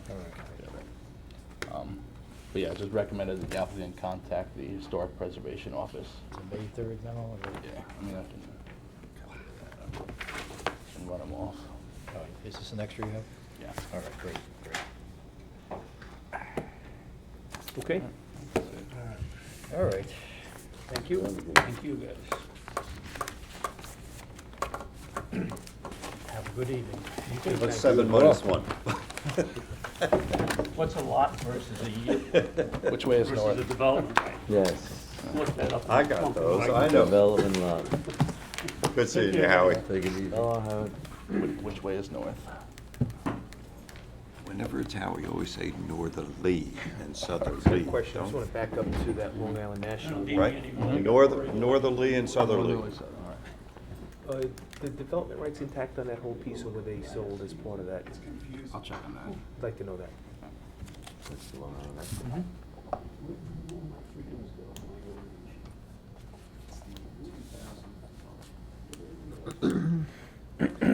Okay, before the resolutions, anyone from the public have any comments on the resolutions? Anyone want to speak on the resolutions? Okay, number 1. Make a motion that we move resolution number 52 of the Riverhead Planning Board, which is a public hearing for the Gil Martin lot line modification, so moved. Second. A motion made and seconded to approve resolution 52, Gil Martin lot line modification, schedule public hearing. All in favor? Aye. Opposed? Resolution is approved. Number I'll 2. take 53 of 2017 Long Island National Solar Panels. Resolution scheduled public hearing on July 6th. Site plan application install solar panels at Northville Golf Course. 1793 Northfield Turnpike. Second. A motion made and seconded to approve Resolution 53 to schedule a public hearing for Long Island National Solar Panels. All in favor? Aye. Opposed? Resolution is approved. Number 3. I'll take resolution 2017-054, the chapter 219 for Kenneth and Aline Globus to approve the construction of the staircase, 272 square foot. So moved. Second motion. Okay, motion made and seconded to approve Resolution 54, Chapter 219 for Kenneth and Ellen Globus. All in favor? Aye. Opposed? Resolution is approved. Number 4. Do 55, to, excuse me, before site plan application of Atlantis Calverton, resolution number 2017-55, to have a public hearing on July 6th. Second motion. Motion made and seconded to approve Resolution 55, schedule a public hearing for Atlantis Calverton. All in favor? Aye. Opposed? Resolution is approved. Number 5. I'll move resolution 56, Vander Wettering to approve a minor subdivision and lot line modification. So moved. Second motion.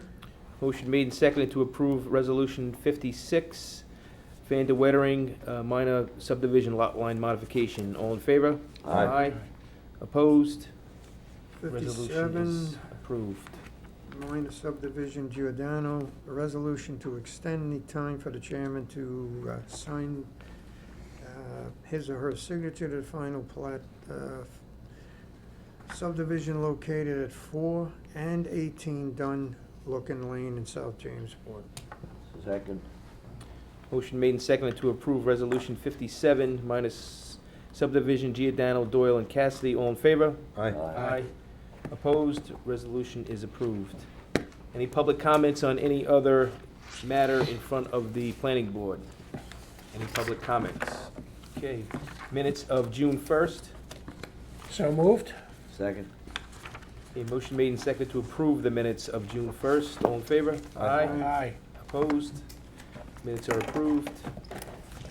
Next meeting date, July 6th, 2017 at 7 PM. Motion to adjourn. Motion. Okay.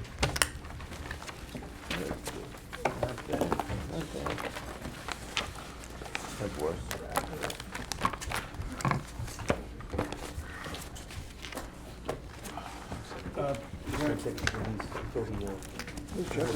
End that.